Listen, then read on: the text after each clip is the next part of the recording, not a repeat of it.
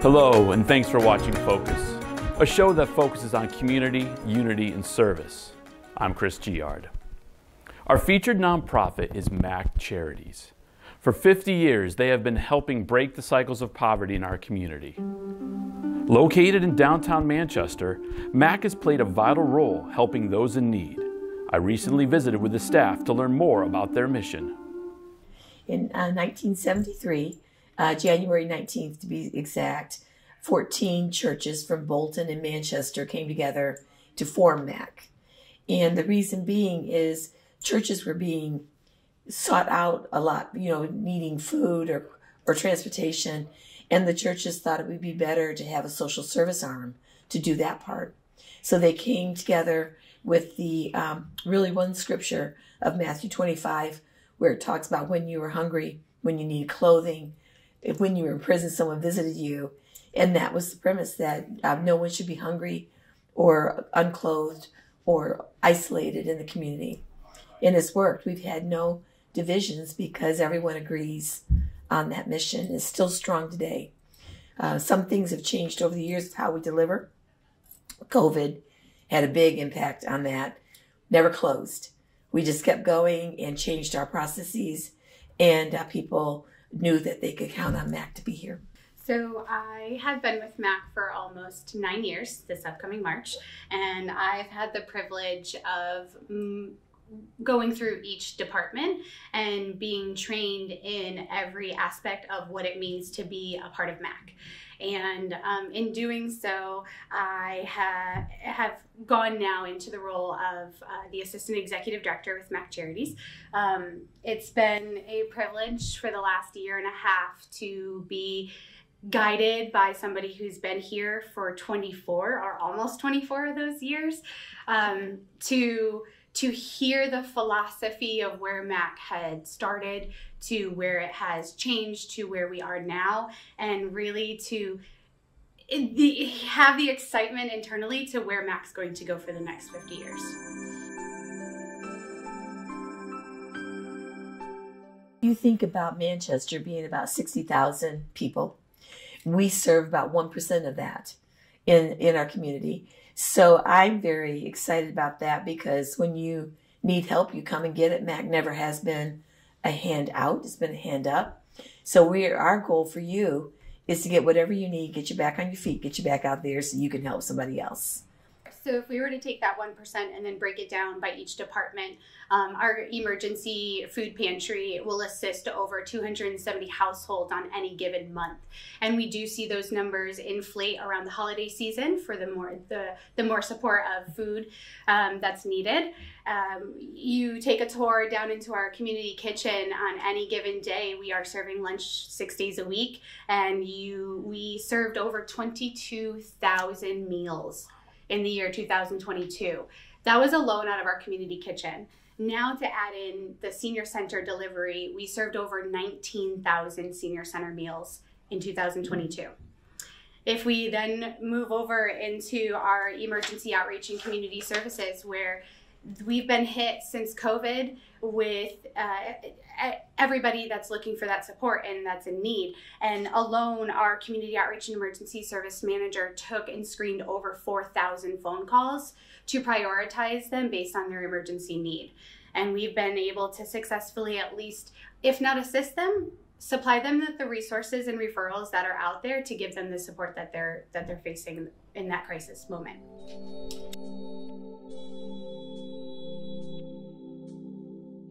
MACC has worked from a philosophy of relational fundraising. And what that means is I don't hire a specific person to be a developer, because we would have to raise their salary on top of what you need for the service. So I've explained this to Shannon. Shannon agrees. The only way for us to be successful in this model, we need to know our partners. So we've joined the Chamber of Commerce, go churches, go talk to people, groups, civic groups, organizations. And I think that we have been very good about our mission to build those partnerships to break the cycles of poverty. And, it's not a sexy organization where you're helping a sick child maybe, but we do. But people see it as the poor or that. And I think it gives a lot of dignity to it when you are able to take those faces, take those needs to your community and talk about it. And people show up.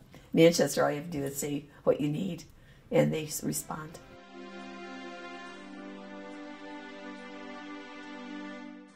It's something I tell our volunteers all the time. We can't do this work without you. It's a philosophy and a model that all of us here agree with, and we make sure that we spew it out to all of our volunteers. We see faces every day coming in that are here for the simple fact that they love the work that we do. They want to love on their neighbors and their community members that are feeling less fortunate or going through an emergency crisis. And our volunteers, all 120 to 160 of them, show up throughout any given year, and they're with their boots on the ground, their sleeves rolled up, and they're ready to get into the nitty-gritty of what needs to make MACC successful and to sustain the work that we do for our community. One of our biggest annual events is our Emergency of Hunger Drive, and that's 4 days over 2 weekends right before Thanksgiving. And I don't know where we would be with that without that community help. Highland Park Market will do it 1 week before, 2 weeks before Thanksgiving.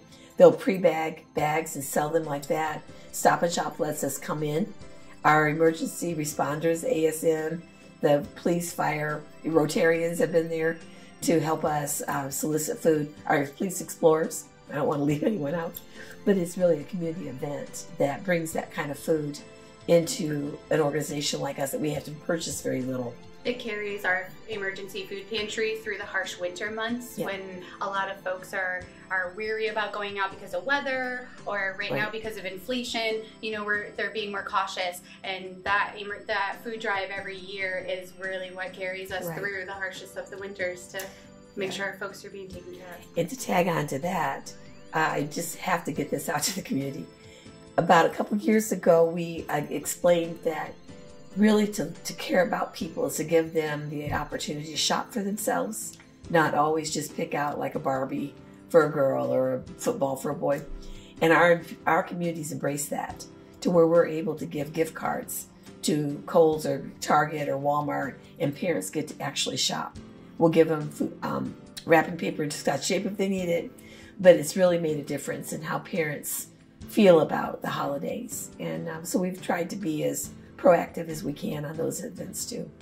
And to add off of Beth's Emergency of Hunger food drive, we also have our annual Super Bowl of Caring event. It is a spin-off of the annual NFL Super Bowl, but we want to make sure that there are no bowls empty and that food insecurity is tackled one bowl of soup at a time.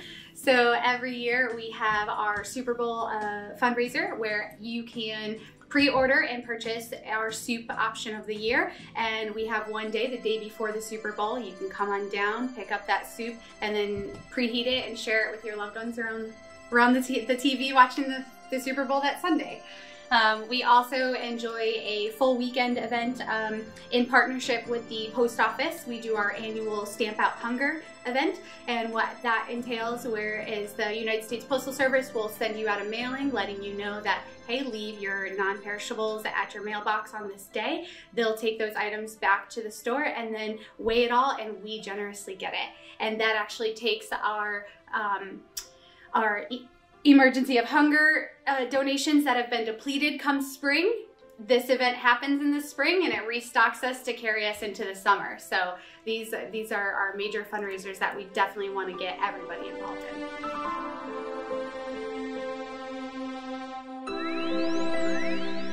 I think it's just come in and talk to us or call.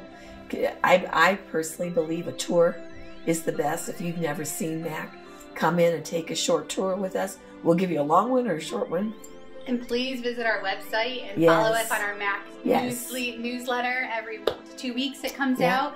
And please follow us on social media. Social media is the new wave of communication. And when we have a need or a plea, we know that we can put it out there and our community responds.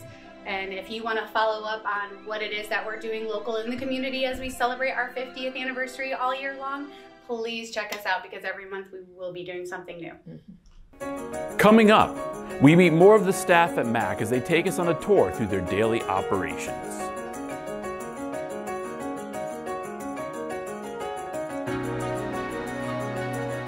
Connection. It's the heart of what we do. It's why we work to better the communities where we live and work.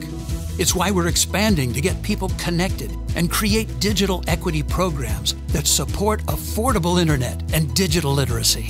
We're leaders for positive change. From the way we empower our people, clients, and communities to the way we care for our planet.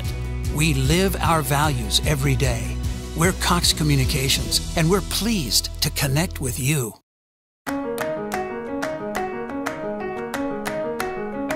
Welcome back. Now let's meet some more of the staff over at MACC as they take us on a tour and walk us through their daily operations. I have the blessing to lead the kitchen here at Manchester Area Conference of Churches. I am the chef here. I also take part in building a menu, working with a sales distributor, just getting all the workable parts to kind of brings a meal to a table and able to offer that to our community. So I'm not just a chef here, I'm a teammate along with everybody else. So we help each other out through all the different departments, but predominantly I am charged here at the kitchen. Well, I've been cooking for 23, 24 years, so it's taking my overall experience that I've gained through the years and teaming up with MACC and their vision and their, their mission to provide these meals for the community and sustainability. I have a pretty extensive background. I've never been in this facet of cooking before, many others, but knowing what my clientele is and where the food's really going to and the overall value and purpose of it, it's just kind of hit a home run internally for me, for my soul. So it's like, this is where I'm kind of meant to be, take what I've learned through the years and apply it where it needs to be applied best.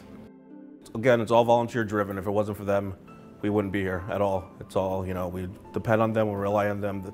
It's one big family at this point, We have different groups. My Monday group's different from my Tuesday group, different from my Wednesday, Thursday, Friday, Saturday group, but they're pretty much the same faces. So we've gotten to the point right now where it's pretty well oiled here. They come in, we have our morning huddle, we discuss things as far as the menu, what's happening today, what's happening tomorrow, things to look forward to down the week. That way we're all on the same page. Communication is key. So as much as information as I'm aware of, I try to pass it along with them. And again, we have the whole family atmosphere here. So it's just coming to work with people that love, what we're doing all together, having shared the same passion. When I first started here, before COVID, when we had a dining room full of patrons and whatnot, seeing the kids' faces and seeing what they're eating, you know what I mean. I always go back to the same story. Those quiche and Brussels sprouts, and I see everybody's eating, and I notice all the kids are just kind of sitting there, just twiddling their thumbs, looking around, and I said, we got to do something about this. So I was able to, pizzas, chicken tenders, PBJs, chocolate milk, something other than a big piece of cake dessert because they don't want the quiche or the Brussels sprouts. So whenever there's kids come around, I try to give them a second offering. I still offer them the same meal, but they also have the option of a peanut butter and jelly or chicken tenders or something that's a little more kid-friendly. Sharing conversations with our guests when they come down for lunch and first and last name basis, and we see them every day. Same faces, Larry always comes in at the end, John's always here at the beginning. It's always the same 15 folks in line every single day, so it's just checking in and having the conversations. Weather, sports, politics, just like we have our conversations with our volunteers, we're having the same conversations with them. So just making sure everybody's included. Well, one of the biggest things too that I've tried to change since I've been here is the stigma of a soup kitchen. The soup kitchen versus community kitchen, clients versus guests. You know what I mean? And any of us can be on the other side of that door with the same need. So it's communicating and educating everybody, that's part of the big picture. And saying, listen, we're not feeding dogs, we're not feeding wild animals. Matter of fact, I feed my dogs pretty good at home. Yeah. You know what I mean? I'm not giving. Like, who do you think we are? So it's like, we're trying to break that stigma by educating.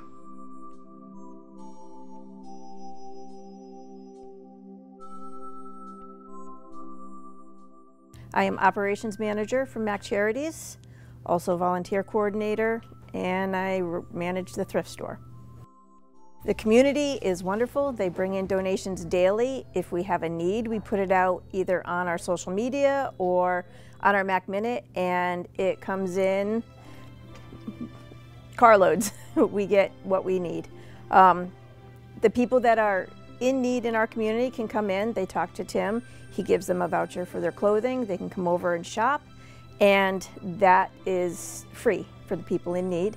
They also receive socks and underwear, brand new, because that's respect, and our churches do a thing called Undie Sundays to keep us filled with the socks and underwear. And yeah, anyone in need.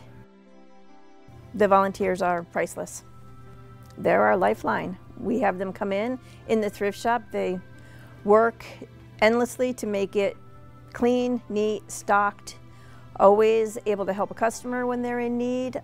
If we don't have it, we can reach out and see if we can get that for them. Right around the New Year, we had a lady come and knock on the door, and her sister had just passed away. She wanted to donate her jewelry box to us, and I took it, I gave her a hug, and I said, thank you very much, this is beautiful. And when we opened it up, it was a collection of pins and jewelry that this lady just wanted our community to have, and it was beautiful, just a moment.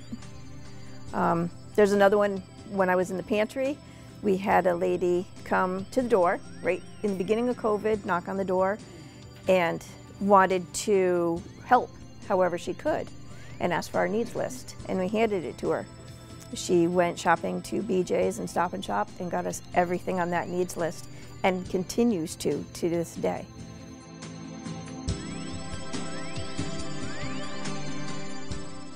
My name is Tim Bohr, and my title here is Community Outreach and Emergency Services Manager for MACC Charities. I'm out on the street in the community probably 60 to 70% of my time.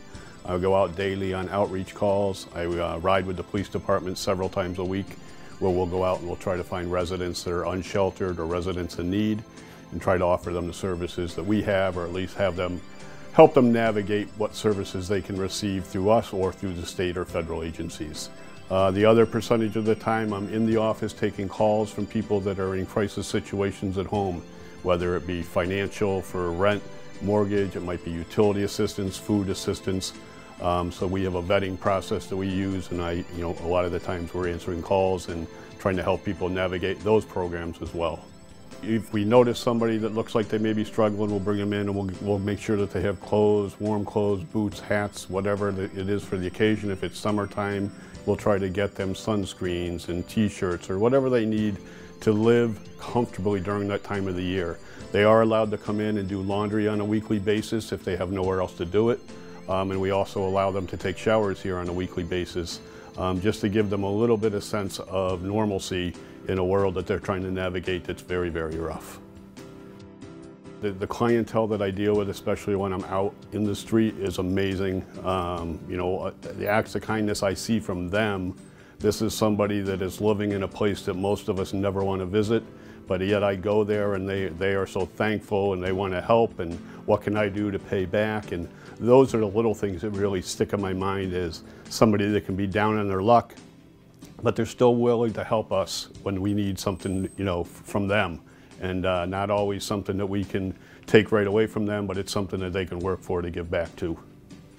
So we're in our second year of running a cold weather shelter here in the town of Manchester, and we're partnered with the town is funding it this year.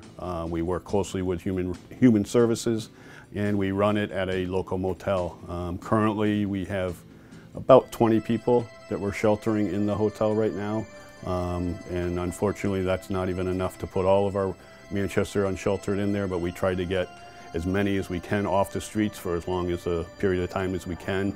The shelter runs from December through the end of March. It's a big project over there. It's a great shelter. We've had really great success, knock on wood, but I think we have a lot of very, very happy clients, and I also know that we have a lot of happy citizens that aren't seeing people that are struggling in the streets. On a daily basis, I take care of the appointments that's coming in for our families, making sure that their fulfillments is being met, making sure that our volunteers are restocking the shelves for the stuff that they need for the shopping for our families. Donations is a big plus. We are able to supply food for our families. We would love to see donations coming in every day, all day. That means that we have our shelves are stocked and we can be able to provide for our families, that they won't go hungry or anything like that. Before coming here, my mindset wasn't the way it is now, as far as thinking of a food pantry or a soup kitchen, anything like that. The only thing I knew of soup kitchen or food pantry is what I saw on TV. And to actually be a part of it, it humbles you in a great way, and it slows you down to actually really think, not just about yourself, but about others. And then to see others that do come here and knowing that you're here for them brings a smile to their face, even when they tell you that. And it brings a smile to me as well. And it's very joyful for me to be here. Definitely is. And as far as a memory with some of the families that do come, just thanking you when they do come, just calling and out of the blue and just thanking you for the service that you do. And that's a good memory for me right there. My official title is Social Media and Systems Specialist. So I sort of run the social media, the newsletter, the website, sort of try and spread awareness and keep people up to date with what's happening at MACC, so that if they want to get involved or they want more information, they have the avenues to do that. So the first thing they see, and they can sort of feel a sense of helping simply just by interacting or by being able to stay up to date with what we're doing, that we're there. They can sort of support us when we have fundraisers, and when they see big volunteer events happening or volunteer appreciation events, they can show their appreciation and support whenever they can. I also think that it sort of helps keep people informed on sort of what's happening and what sort of the struggles that people are going through. And we've been trying, especially more recently, to sort of show sort of the real sort of struggles that people go through, and how everyday people can help sort of ease that stress on people, and how we do that for them. A lot of times it's just sort of sharing those day-to-day experiences, and we have all kinds of amazing donations that come in almost every week. From all different kinds of churches, work organizations, Girl Scout troops. We even had them make little birthday kits for kids for their birthdays. So all that kind of stuff is something that I think people really enjoy seeing, and when they get to participate in it, they really enjoy sort of being able to give back in that way. Oftentimes, it's not one large act that really stands out. It's just sort of being able to see that small little thing of giving someone a loaf of bread, or giving them that warm meal for that day, and just being so happy that they get to have that healthy meal that they know is going to taste great. I mean, our chef is amazing at what he does, so just sort of being happy, or them coming back and saying, "Hey, that was a great meal. Thank you so much for giving me that meal. It was amazing, and I can't thank you enough." That kind of thing. Those kind of small little interactions is really what makes it. For 50 years, MACC has had a major impact on those in need. They continue to play a vital role in spreading kindness and goodwill in our community. Let's hear from the staff about what this major milestone means to them. It's incredible. It's a humbling feeling, knowing that they have helped hundreds, thousands of people through the 50 years, and hopefully we'll be around to continue that on. I love being part of it. It's good karma. It just is. Just joining a few years ago, again, it's been an overall blessing for me, given the opportunity to do what I do here. Congratulating MACC for its 50th anniversary. I'm just happy that I'm part of that team. They've thrived in assisting the community for so long. I'm just blessed and thrilled to be a part of it, and I want to be here for the next 50 years. It's nice to just know that I'm a part of something that's been helping people for so long, and has been able to consistently do that without, even through all the difficulties, through COVID and through ups and downs, through recessions and stuff like that. Them being able to sort of stick through it shows the sort of resilience and the sort of the power that MACC holds and can provide in turn to help people. It also means something specifically to me because my grandfather's been a part of MACC for 25 years, the longest volunteer that we still have here. So being able to sort of keep this work going and hopefully long after he's gone, be able to stay with MACC and be able to keep that memory alive would be really nice. So yeah. Well, you know, I hope that I'm able to go out and fulfill their compassion and their commitment and their heart to the residents of Manchester, but it's kind of twofold because we also receive that same support back from the residents in Manchester. So it's really nice to see how both agencies, ours and the town agencies and then the residents all come together to support us. And you know, 50 years is a huge mark, and I've been in other positions for a long time, but you know, for somebody to be this successful for this long and to have this type of a fantastic reputation is just something you don't see very often. Treating everybody with respect, not looking down on anybody. People that come here, you know, we don't just, you know, you don't come here and just get turned away. We do have something for you. If it's not here with the pantry, it's there for the kitchen or there for the thrift, whatever the need is. And to see that we've been here for 50 years strong and still going, I mean, words can't actually really explain that one right there. But it's wonderful that, you know, we just celebrated the 50 years of being here and looking forward to being here 50 more years and 50 more years after that. I think my fondest memories are those relationships like I talked about that you've built over the years.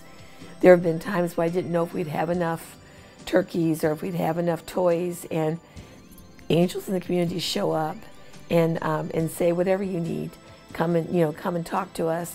I can think about one woman, they had some pretty well-to-do, had some big dental bills, and she called and said, I was just thinking, you know, it was a lot of money and we were able to afford it, but do people have dental? And when we told her sometimes they don't, she created a dental fund. And, you know, just people are always thinking and wanting to give back. And a lot of our older people who are getting the stimulus checks, we're signing them over to MACC because they said we have enough. We've lived on this. Surely someone needs it. And I just sit there, you have no words when the generosity like that comes, because I know that they're not living like kings, you know, themselves, but they're thinking no one wants someone to be hungry or not to have shelter. And it's amazing to me what they're willing to give. MACC Charities is here because we believe that our community is amazing and we want to make sure that it's well taken care of. And Beth has instilled in me the belief that we're here for a reason and we're here to do God's work, and without God's work, who knows where we would be. And I believe that we're all placed in our spots in life for a purpose and for a reason, and it's been a blessing to meet her and be working with her for these last 9 years, and I mean wholeheartedly, I am looking forward to taking everything that she's taught me, everything that I've learned off of her, and carrying it with me, whether it's the same motto or growing off of it or just flipping the script a little bit to be more creative. It's every piece of it will be coming. To what capacity will be determined. Thanks to MACC for showing us what it truly means to help those in need in our community. Congrats on another 50 years, as well as congratulations to Beth Stafford on a successful career and a happy retirement. If you are involved or know of a nonprofit that would like to be a guest on our show, please have them reach out to us. Until next time, thanks for watching.